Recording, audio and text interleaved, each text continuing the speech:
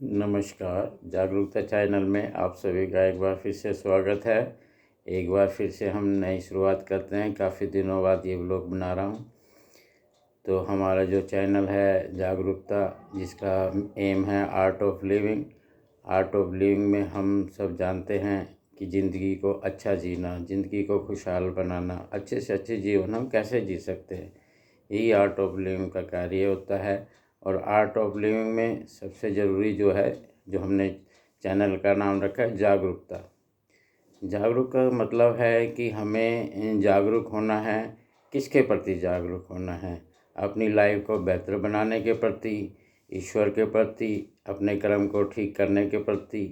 तो ये सब जागरूकता में ही आता है कि हम अपने कर्मों को अच्छे से अच्छा बना सकते हैं। और दूसरा ये कि हम ईश्वर से संबंधित जो भी जानकारी हमें प्राप्त होती है, ईश्वर से रिलेटेड जो भी चीज़ हमें पता है, उसका भी हम अनुसरण कर सकते हैं कि हमें एक सुंदर जीवन जीने के लिए ईश्वर ने बनाया है।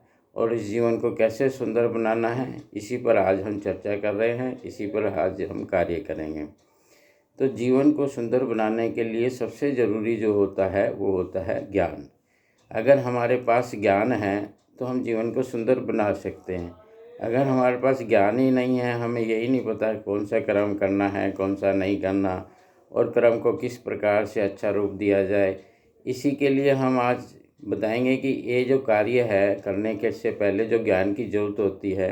कोई भी कार्य, दुनिया का हर कार्य बिना ज्ञान के से नहीं हो सकता। हर कार्य के लिए ज्ञान की आवश्यकता होती है। कोई भी कर्म करना है तो हमें ये पता होना चाहिए ये कर्म हमें करना कैसे है। अब सपोज करो हम लाइफ अच्छी जीना चाहते हैं तो हमें ये पता चलना चाहिए कि हमारी लाइफ में क्या क्या अनिवार्य है, क्या क्या ज़रूरी है, और किस कारण से हम अपने जीवन को और बेस्ट बना सकते हैं। आज हम देख रहे हैं कि इंसान के पास सब कुछ होते हुए भी वो टेंशन में ज़िंदगी बिता रहा है, या वो गलत रास्ते पर चल रहा है और वो चलता ही चला जा रहा है। गलत मार्ग अपनाने से उसका जो जीवन है वो बेहतर होने की जगह और ख़राब होता चला जाता है। क्योंकि जिस मार्ग पे हम आज लेके जाना चाहते हैं वो मार्ग है अच्छाई का है और सच्चाई का है। इस दुनिया में हम देखते हैं कि सत्य क्या है ये जानना बहुत ज़रूरी है। सत्य होता है ईश्वर। ईश्वर के ज्ञान से ही ईश्वर को प्राप्त किया जा सकता है, यानी सत्य को प्राप्त किया जा सकता है। अगर हमारे पास ज्ञान नहीं है तो हम ईश्वर को कभी प्राप्त नहीं कर पाएंगे। ईश्वर के ज्ञान से ही ईश्वर को प्राप्त किया जा सकता है। और ईश्वर से संबंधित हमें बहुत सारी जानकारियाँ होती है, तो हमने जो बातें सुनी होती हैं उसी को हम समझ नहीं पाते। सुनना और समझना ये दोनों बातें होती हैं। अब हम जानते हैं कि हमने बचपन से ही पढ़ते आ रहे हैं और बचपन से ही सीखते आ रहे हैं, गुरु गोविंद दो खड़े काके लागू पाए, बलिहारी गुरु आपने गोविंद दियो मिलाए। अब कबीर जी ने ये दोहा कितने सालों पहले लिखा था और हम उसको केवल दोहरा रहे हैं, जबकि हम जानते हैं कि हमारे पास गुरु नहीं है और फिर भी इस दोहे को दोहरा रहे हैं। तो हमें गुरु के बारे में कुछ पता ही नहीं है। एक्चुअली गुरु होता है जो हमें ज्ञान देता है, और ज्ञान किस चीज़ का?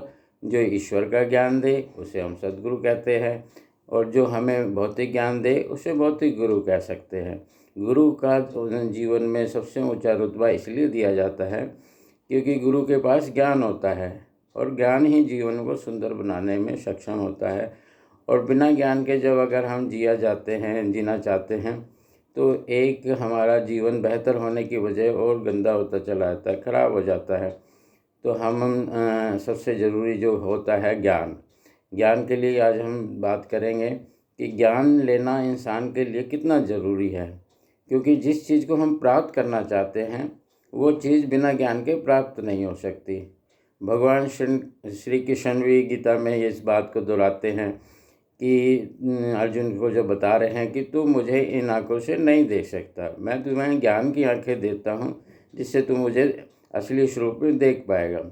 तो कौन सी आँखें हैं? जो ज्ञान की आँखें हैं जिससे भगवान श्री कृष्ण को देख पाते हैं। तो वही आँखें हमारे पास भी होनी चाहिए, तभी हम ईश्वर को देख पाएंगे। और जिस चीज़ को देखा जा सकता है उस चीज़ को प्राप्त करना आसान है, यानी उस चीज़ को प्राप्त भी किया जा सकता है। अगर हमने देखा ही नहीं है तो प्राप्त करना असंभव है, और प्राप्त करने के लिए हमें ज्ञान की आवश्यकता है।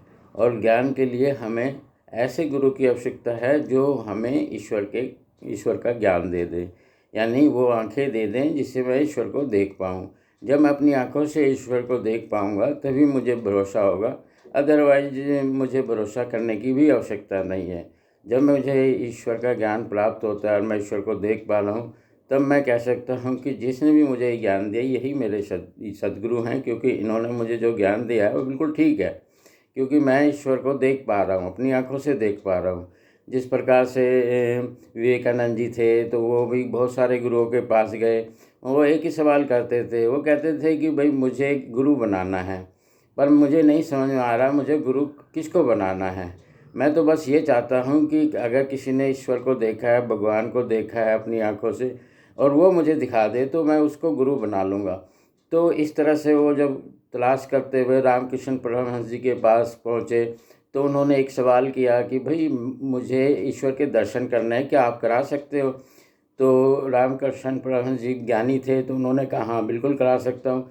क्या आपने ईश्वर को देखा है? हाँ मैंने देखा है। कैसे देखा है? जैसे मैं आपको देख रहा हूँ ऐसे ही मैं ईश्वर को देख रहा हूँ। तो कहते हैं क्या मुझे दिखा सकते हो? कहता हाँ मैं बिल्कुल आपको भी दिखा सकता हूँ।